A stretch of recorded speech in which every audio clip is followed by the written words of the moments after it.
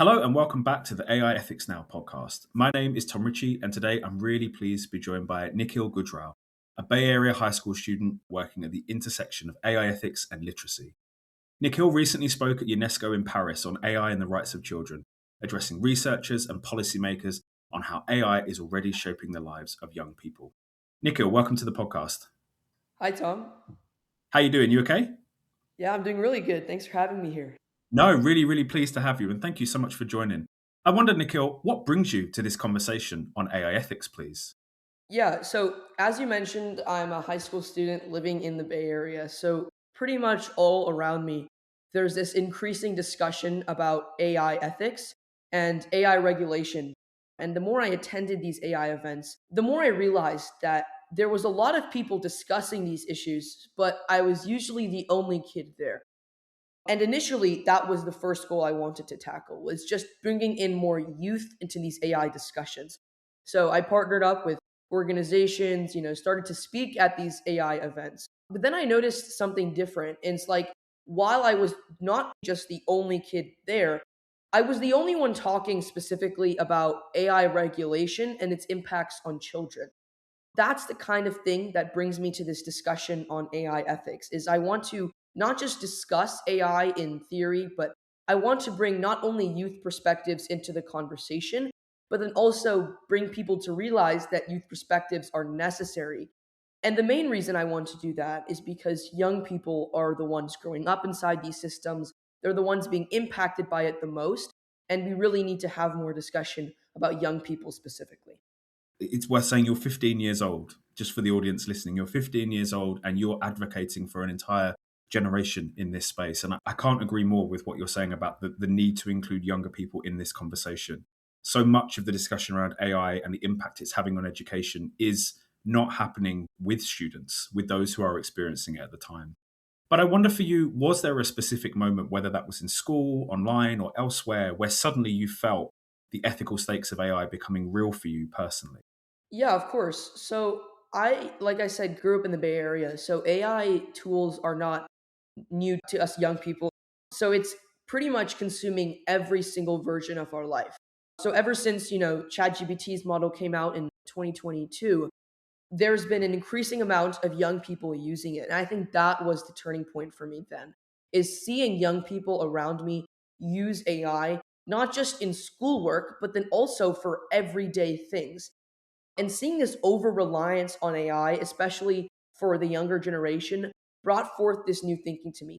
What if this new generation, which is now growing up in these AI worlds, what if they're impacted not just positively, but also in this negative spectrum? And that encouraged me to look into it. And I was opened up to a array of different people, studies, organizations that really got me more into this discussion about AI ethics and the rights of children. I think it's a fantastic conversation, and the work that you're doing is great. And as I mentioned in the introduction, you spoke at UNESCO about AI and the rights of children. Can I ask, what does it feel like to be in that room? And what do you think adults in those rooms are most consistently getting wrong about young people's relationships with AI? Yeah, so to start, it was very intimidating at first to be in that room, to be in front of those flashing lights, almost 1,000 people in that room. So it was definitely very intimidating. But right after delivering the speech, it was very comforting because I received such a warm response from many of the adults there. A lot of people realized they needed to include children's perspectives in their work. And after the panel, many adults actually took initiatives to speak with me and other young people. And that was very encouraging to see. In terms of the question about what people get wrong about young people, I think adults tend to get two major things wrong. The first spectrum is some adults think young people are already too far gone and we're completely dependent on AI and there's nothing they can really do about it. And they feel all overwhelmed by technology and think the best option is to let it run its course, is to let AI just deal with the problem itself, or you let young people deal with the problem. And I think fairly this is not true because when we think in these levels of extremities, we think, oh, young people are not a group worth helping. But we need to realize that while some young people may use these technologies at a very extreme rate, it's not to say that is for the whole generation. And there are still a lot of young people that we can teach them how to use these tools and give them a brighter future in terms of these AI systems. But the second main thing that people get wrong about AI and the rights of children is primarily looking at AI through a profit driven lens, and they fail to realize how often deeply it affects young people. Because if you were to look at why these AI systems were created in the first place, these are profit driven systems. They were created to make a profit. They were at one point a business model. But now in 2026, it's evolved to such a different lens where now it's almost impacting every single person on this planet. And it's no longer just a profit driven system. So that's the thing that they get wrong about young people is they just look at, oh, this is just another group that may not be affected negatively, but in the positive lens, at least they're driving in some profit. So you need to realize that this group of people is one of the most impacted stakeholders in the AI conversation. And at this point, I'd like to pull something from my speech where I said that young people are not just future stakeholders, but we are current users living in AI shaped environments. So if anything, we are the key stakeholders as we're some of the main people in the AI discussion, and we need to be talked about more and not just sidelined as profit driven entities. And I agree with you on this idea of you being current users and future stakeholders. And you've mentioned already that part of your interest in this was your recognition that young people are amongst the most active users of different AI tools, whether it's for studying, whether it's for creativity, for socializing, for whatever it is that they choose. What are the risks that existing ethical frameworks simply aren't capturing for your generation? Yeah, well, I think I'd like to start by, talking about what those ethical frameworks currently are. So, it's not to say that we've made a lot of progress in what these existing frameworks are. And, they look like things like screening and making sure that the information that AI is giving out is not harmful to the user, is not putting them in a dangerous situation. So, it's safe to say that we've come a long way in what these existing frameworks look like. Because it's important to note at one point, these existing frameworks never existed. But there are still lasting issues with these things. So, the first one is the rise of AI being used almost like therapy. So, young people are increasingly turning to chatbots for advice about their feelings or personal struggles. And there's nothing wrong with wanting to talk to someone about your emotions, but chatbots aren't human beings, and they're not always capable of giving appropriate guidance or safe advice. So sometimes they can give harmful advice or surface inappropriate information from internet data sites in ways that can genuinely be dangerous. So, this is the same thing with suicide prevention, eating disorders, substance use, and more. While there may be existing frameworks built to prevent teens and other generations from receiving information and advice that can put people in dangerous situations, it's not always foolproof. And if AI can find loopholes and advice online that may talk about a topic in a different way or using it in hypotheticals, it can still give that information and put people at risk. And we've already seen that before. We've seen an increasing amount of AI responding to hypothetical questions on dangerous situations. And that can lead to putting even more youth at risk. Another issue is over reliance. A lot of people assume young people only use AI for efficiency, like, getting homework done faster. And while that is true to some extent, the bigger concern is that AI is now becoming a crutch for smaller everyday tasks. And that's creating deeper dependence that eventually affects other areas of life. So, especially this is AI being used during a child's most formative years of their brain development. And existing ethical frameworks in the US already have the product of years of legislation and effort. And even then, they were not designed to address AI reliance specifically. So, companies have started to add small safeguards like time limit reminders similar to what TikTok and Instagram do. But those are very easy to bypass here. So, with every framework we currently have, we need to understand what are its limitations, who are still being affected, and now what can we do to patch that up. You touched, Nico, on something really interesting, which is this issue of over reliance. Identity formation, learning, creativity. These are all things that happen during adolescence in ways that are deeply formative. How worried are you about what it means to go through those processes, but now with AI deeply embedded in them? Yeah, well, I'm very worried about it. And the reason for that is I see it constantly in day to day life.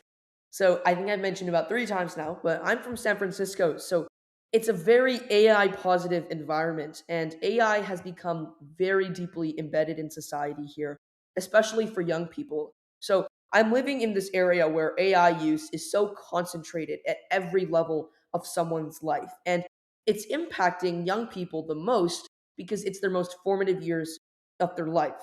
So, in school, for example, creativity and original thinking are changing. Before, creativity was something involved in a process of thinking step by step until you arrive to your own unique idea. So, you'd rather, research the internet or go to the library and pick apart information until you like develop your own research question or your own idea. But now ChatGPT can give you 10 of those in like 5 seconds. So the issue here is that these ideas, while given fast and are very efficient, are often very generic or popular ideas being served back to you. So this is a very core problem that we have with young people is their ways of thinking are becoming a lot more unoriginal because they're using these AI systems that follow unoriginal ways of giving them information. The second main concern is extreme over reliance. It's not just that AI has negative impacts, it's how intertwined those impacts become with everyday life. So, students are using AI for nearly every assignment, and that changes how people learn and think. And you can also see this in, like previously mentioned, AI therapy. When someone is going through hardship and relies on AI for emotional support, they are often getting responses generated from a data set rather than advice from a trained professional or a trusted human relationship. So, those are the main problems that are becoming so extreme in young people's life, especially where I'm living today, but all over the world, and are something to look at when we talk about AI ethics and AI regulation. And I think the risk that comes, let's pick on AI therapy as you've mentioned it, the risks that come with that, as you say, of the almost like homogenization of responses that people get, and the challenge I think that not just young people have is that AI appears to be human in so many ways. It does a very, very good job of appearing human, but it's also a sycophant where it will tell you the answers that it knows you want because it wants you to keep using, as you've mentioned, the product. It wants you to stay on those systems. And with that said, do you think that young people are sufficiently aware of how these systems are shaping and to an extent homogenizing them and their ideas and ways of just really seeing and understanding the world? Yeah, I think for some young people it exists, but for the majority of young people using these systems, they don't know to the extent at which AI is affecting them. And the reason for that is where would they even find this information from? Because it's not given to them. A lot of young people don't have people coming to them and telling them, hey, this AI system that you are using can be very negative towards you, or it actually isn't the best friend you think it is. And the reason why some young people find out about it is because they are pushed to an extreme where maybe they're like AI is telling them to do certain things. And then they finally reach out to an external person. And then they realize, oh, shoot, this AI was never supposed to help me in the first place. So I don't think that young people have the proper information at their disposal to learn about these AI systems. And that was a problem that I've seen so many times in the past before. So I work with, the AI Collective, which is a local organization focused on just bringing more discussion about AI in general, but we usually focus on working with school districts. And the biggest thing that I see is young people will learn how to prompt ChatGPT, but they will never learn what are the impacts of ChatGPT because they only see it as an efficient lens. They see that, oh, this is an app or a system that can give me the tools that I need to go to school faster. They don't see it as an AI system that is only designed to give you the best possible words and to trick you into thinking what they are saying is the best course of action. So they need to realize that these AI systems work in a very formulaic way and are not necessarily personalized to just you specifically. That is the main issue is that young people are not aware of the negative impacts. And when they become aware with it, they'll then see the contrast they had before learning about the negative impacts. And it feels really important, as you say, to try and include students within this and to include young people within this. And you mentioned the work that you've done with the AI Collective, but I've also seen that you work with iRaise on meaningful youth inclusion in AI design. I guess the main question I have though is What does meaningful actually mean in terms of being involved? And how far do you think we are away from it? We see AI increasingly becoming biased. And this whole sentiment that AI is almost evil can technically be debated upon, right? One could argue that, AI is some evil actor. But then again, you need to realize that AI is as good as the information you give it. So the more data we feed AI, the more perspectives we include when making these AI systems, the better this system will eventually be because it'll have more data to feed upon, more data to work with. So I actually don't think we're far from meaningful youth inclusion because young people, or rather people in general, are beginning to recognize that the issue exists. The best case scenario is having young people genuinely being in the room, helping create systems and shaping policies. And legislation around AI should include discussions about these systems and how they impact children and young people. So that is the best case scenario and almost the utopic scenario. And if you look at the current situation right now, youth inclusion is often very superficial. I may be invited personally onto stage to speak with the room full of AI professionals, but many people leave those rooms without making real changes afterwards. So, meaningful inclusion means allowing young people to participate in decision making processes and not just conversations. And we also need more education for adults so they can understand why youth involvement matters.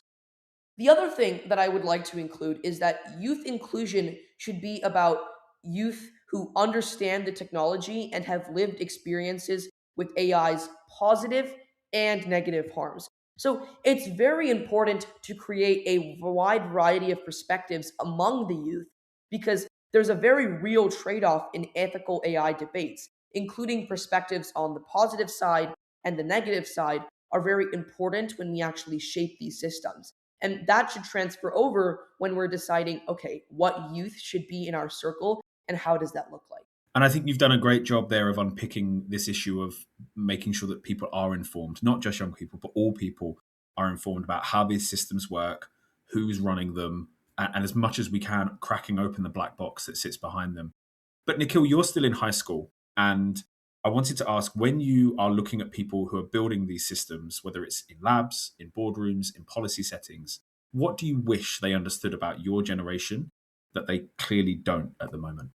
So there's often this harsh sentiment that young people are not qualified enough to sit on advisory boards or contribute meaningfully to these discussions. And sorry for being radical, but I disagree with that.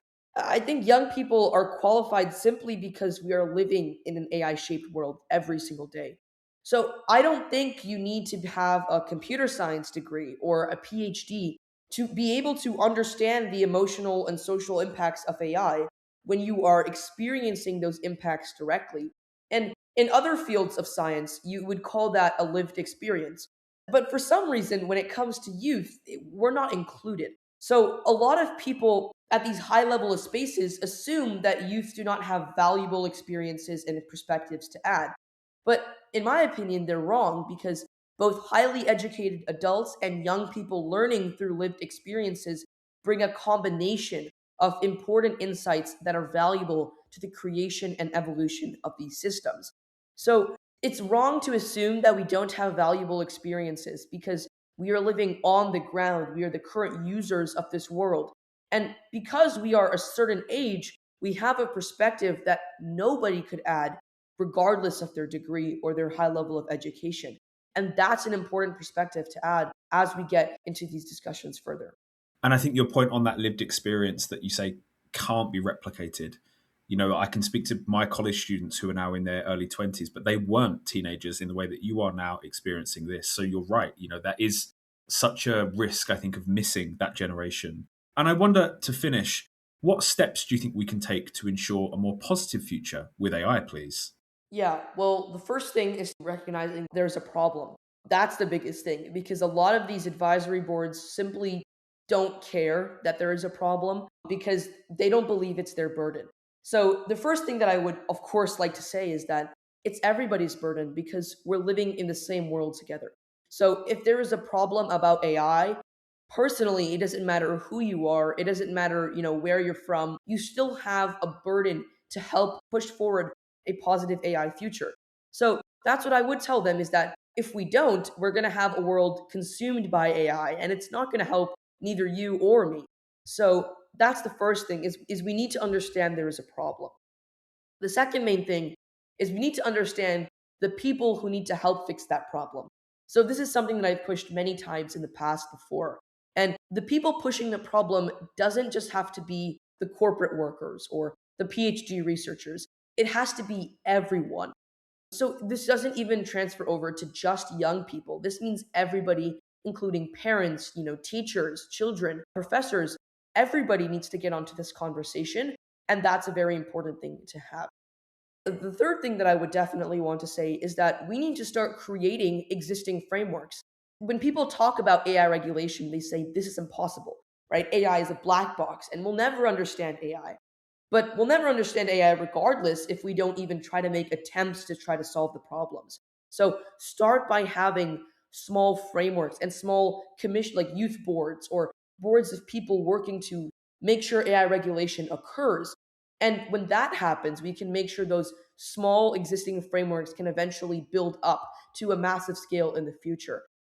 But that's my biggest thing, is don't always look in the future too much. Stay in the present and realize if we start small, eventually we can build up to something big. Yeah, I completely agree on that point, Nikhil, particularly about starting small and then building those frameworks up rather than feeling the need to try to create something that solves all problems, because it doesn't feel like that's working very well at the moment when we're seeing these large frameworks that people are developing, whether it's companies, whether it's governments, whether it's kind of supranational organizations as well. Every single time one of them gets made, it seems to leave gaps that things are falling through. But with all of that said, Nikhil, I just want to say thank you so much for joining the podcast. It's been amazing to speak to you and to get your perspective as someone who is advocating for that younger generation.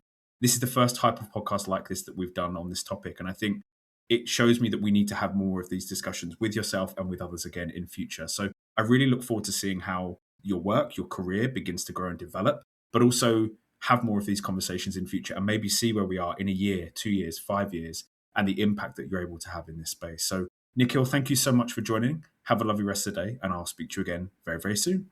Thank you so much, Tom. Thanks.